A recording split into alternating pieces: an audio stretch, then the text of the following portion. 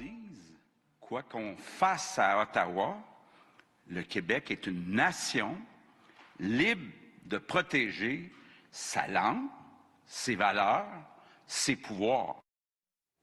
Alors voilà, vous venez de l'entendre, le premier ministre François Legault qui a été vraiment blessé. Il s'est senti attaqué par cette question qui a été posée hier soir en tout début du débat des chefs en anglais. Oui, il a dit que la nation québécoise a été attaquée, qu'on a assisté à un véritable procès des lois sur la laïcité, mais aussi sur la langue française. Oui, ça s'est passé donc en début, en ouverture. L'animatrice, qui est en fait la présidente de l'Institut Angus Reid, et qui a posé une question au chef du Bloc québécois, Yves-François Blanchet, là-dessus. Oui, une question au sujet de la loi sur la laïcité de l'État qu'elle a qualifiée de discriminatoire. Je vous propose d'ailleurs d'écouter cette question.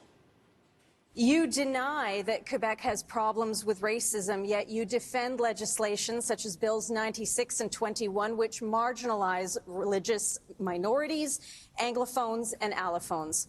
Quebec is recognized as a distinct society, but for those outside the province, please help them understand why your party also supports these discriminatory laws.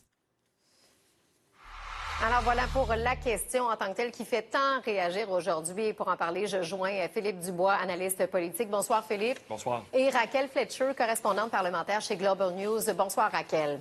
Bonsoir Julie. Alors voilà. Alors Philippe, je vais commencer par vous. Ça a touché une corde extrêmement sensible au Québec. Expliquez-nous en quoi exactement. Bien, si on avait trouvé le débat francophone un peu terne, clairement que la controverse d'hier a ramené l'attention sur la campagne fédérale. On a senti que la question adressée à M. Blanchet était chargée idéologiquement. Lorsqu'on pose une question sur un débat de société aussi controversé, la moindre des choses, c'est de faire attention, user de prudence. Et là, on a l'impression qu'il y avait une volonté là, de confronter le chef et ça n'a pas plu.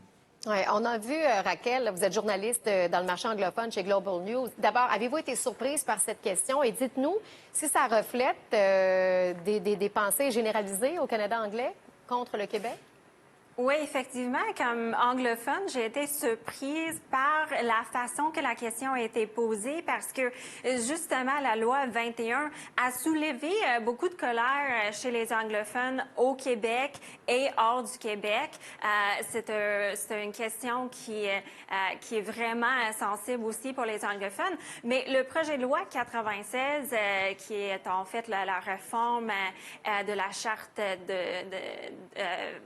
pour la langue française, la protection de la langue française. Oui, c'est ça. Ça concerne pas vraiment les anglophones hors du Québec. Alors, je pense que la question était super compliquée, puis je suis pas sûre si les anglophones, avec si peu de temps de réponse, je suis pas sûre si les anglophones ont vraiment saisi toute la signification de cette question. Mais est-ce qu'on a l'impression, dans le reste du Canada, que les Québécois sont racistes?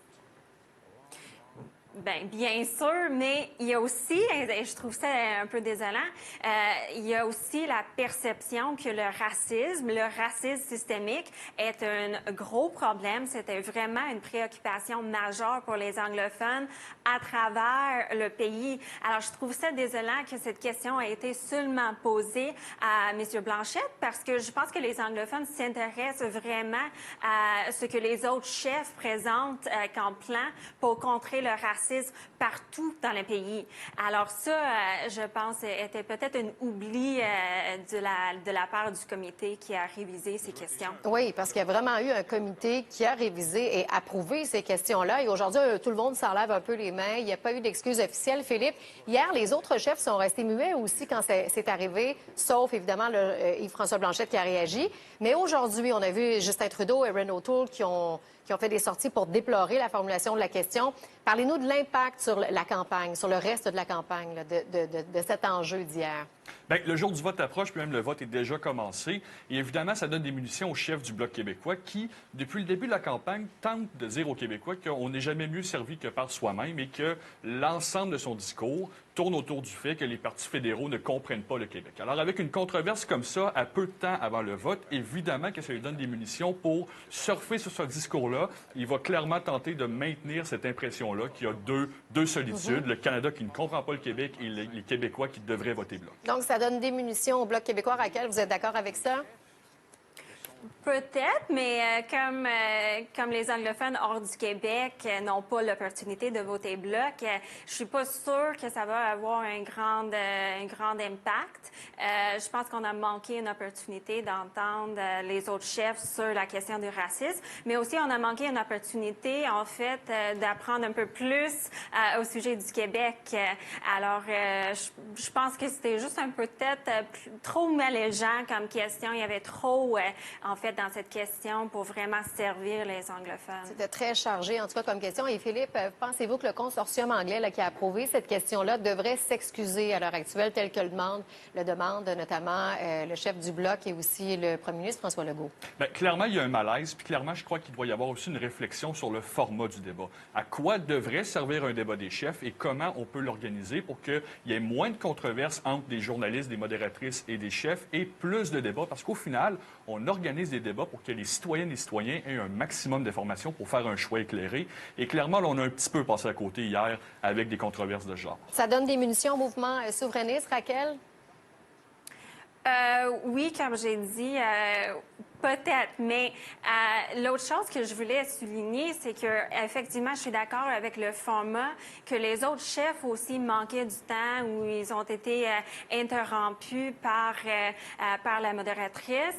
Alors, c'est très important d'avoir un choix éclairé, mais peut-être ça n'a pas servi dans cette question-là, ça n'a pas servi les anglophones comme on aurait voulu. D'accord. Alors voilà, bien, écoutez, je pense qu'on n'a pas fini d'en parler.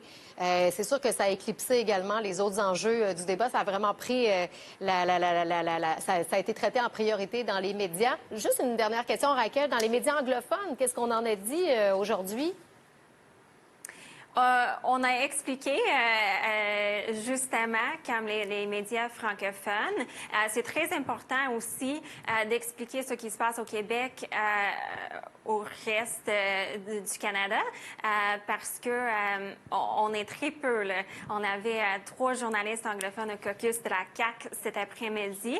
Alors, c'est vraiment notre travail d'expliquer qu'est-ce qui se passe au Québec, pourquoi c'est important, mais pourquoi aussi le reste du Canada devrait s'intéresser, comment ça peut influencer les élections fédérales.